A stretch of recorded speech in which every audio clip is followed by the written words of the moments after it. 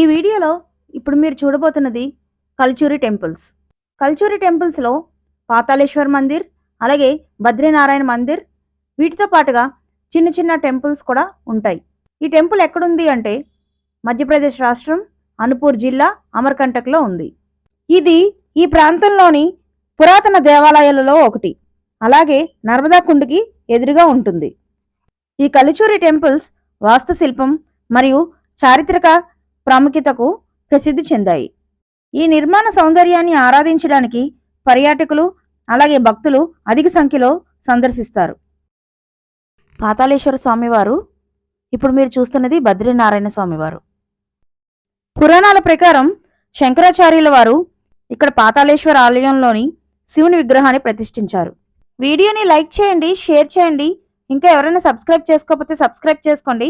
పక్కనే ఉన్న బెల్ ఐకాన్ని ప్రెస్ చేయండి. Thank you.